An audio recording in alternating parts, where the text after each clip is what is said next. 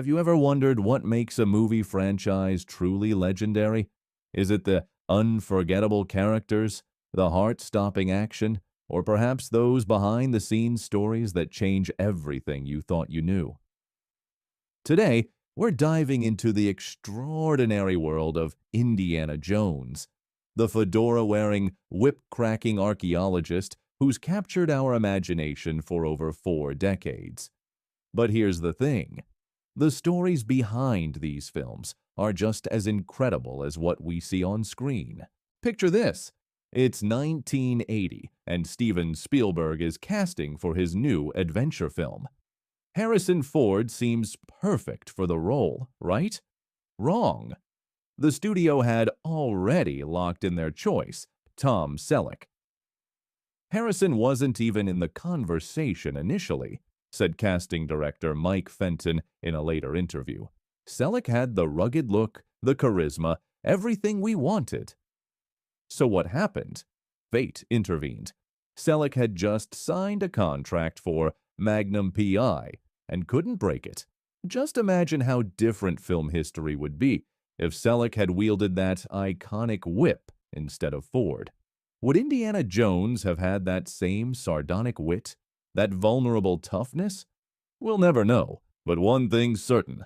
Sometimes the best casting decisions happen by accident.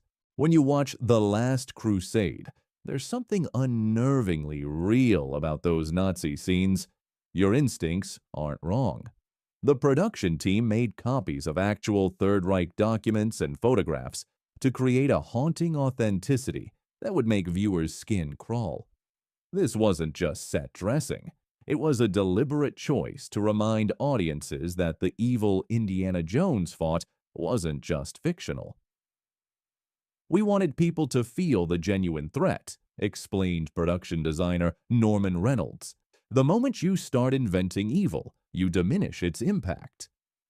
That commitment to historical accuracy is partly why Indiana Jones punching Nazis feels so satisfying even decades later. It's not just fantasy. It's a symbolic victory over a very real darkness. Remember that infamous moment when the Nazi's face melts after opening the Ark? Of course you do. It's burned into your memory. But did you know that scene was considered so shocking that several countries simply couldn't handle it? In Australia and Germany, censors either cut the scene entirely or blurred it beyond recognition. The special effects team used a gelatin and plaster cast with heat lamps to create that unforgettable melting effect. We kept turning up the heat lamps until it looked right, said special effects artist Chris Wallace. When Spielberg saw it, he just said, "That's going to traumatize some kids." He wasn't wrong. What does it say about a film when a single scene becomes so iconic that countries try to ban it? It says you've created something unforgettable. Think Indiana Jones is just a fantasy character. Think again.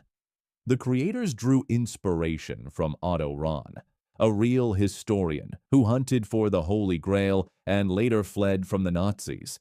Rahn even called himself a Knight of Darkness. This real-life adventurer traveled through caves and ancient ruins across Europe in his quest for the Grail during the 1930s, exactly when our fictional hero was doing the same. Isn't it fascinating how truth and fiction intertwine? The most compelling characters often have one foot in reality. Indy's academic background, his obsession with historical artifacts, and even his complicated relationship with authoritarian regimes all echo elements of Ron's extraordinary life. Here's something that changed cinema history. Temple of Doom was so intense that it didn't fit existing movie ratings. The heart-ripping scene was too graphic for a PG rating, but not explicit enough for an R. What happened next? The Motion Picture Association of America created an entirely new rating category, PG-13.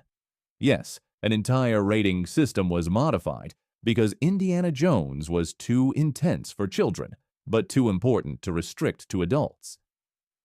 Spielberg called me and said, "We've got a problem," recalled former MPAA President Jack Valenti. And by solving that problem, we changed how movies would be rated for generations. Next time you see a PG-13 film, remember, you have Indiana Jones to thank for that middle ground that defined a generation of blockbusters. Even legendary directors make mistakes. When Kingdom of the Crystal Skull introduced aliens to the Indiana Jones universe, fans were, let's say, less than thrilled. What you might not know is that Spielberg himself agrees with you. He later admitted the alien concept was an instinct-level mistake that fundamentally misunderstood what makes Indiana Jones special. Sometimes you get so caught up in what's possible that you forget to ask what's right for the story, Spielberg reflected in a 2011 interview. That was one of those moments. There's something strangely comforting about knowing that even the greatest storytellers sometimes miss the mark.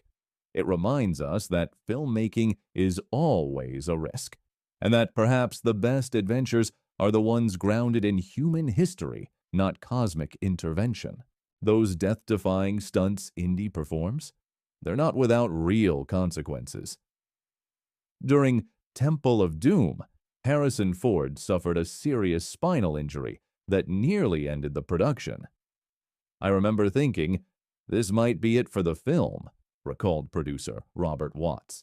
"Harrison could barely walk, let alone perform stunts."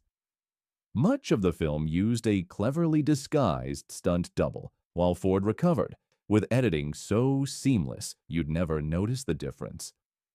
The next time you watch Indiana Jones outrun boulders and leap between moving vehicles, remember, behind that adventurous exterior was an actor pushing through genuine pain. Doesn't that make his performance even more impressive? Knowing that the grimaces of effort weren't always acting, but sometimes the real determination of a performer refusing to let an injury end the adventure. Snakes. Why did it have to be snakes?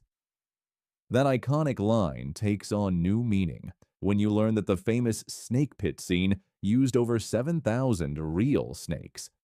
This wasn't movie magic, it was controlled chaos.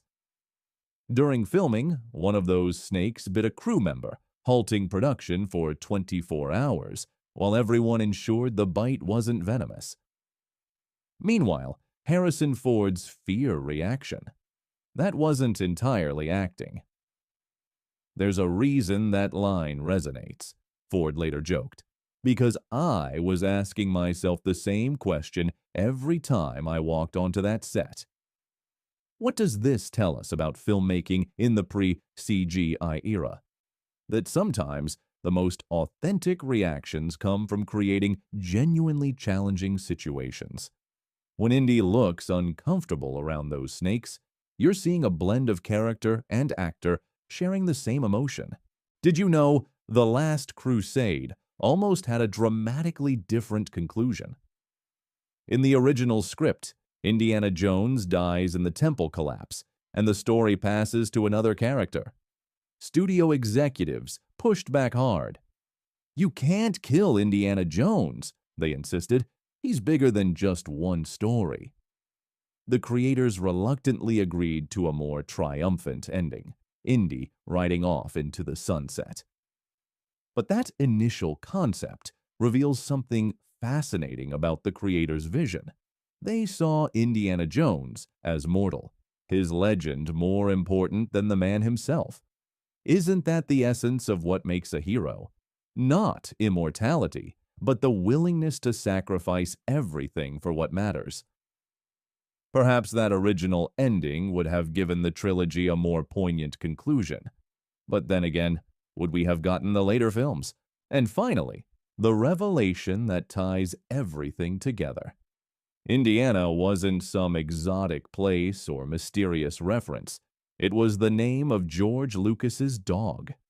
Yes, one of cinema's greatest heroes was named after an Alaskan Malamute. The film even acknowledges this with a wink in The Last Crusade, when Henry Jones Sr. says, "We named the dog Indiana." I wanted something that sounded both exotic and familiar, Lucas explained, and my dog was sitting right there while I was brainstorming. Sometimes the most legendary ideas come from the simplest places. A beloved pet, a passing thought, a what-if scenario that blossoms into an entire universe. These 10 facts barely scratch the surface of what makes the Indiana Jones franchise so enduring. It's not just the adventures we see on screen. It's the human stories behind them, the near misses, the happy accidents, the painful challenges, and creative compromises. Next time you watch these films, look a little deeper. Behind every crack of the whip and narrow escape lies another story. One of filmmakers pushing boundaries, taking risks, and sometimes stumbling, but always in pursuit of adventure. After all, isn't that what Indiana Jones himself would do?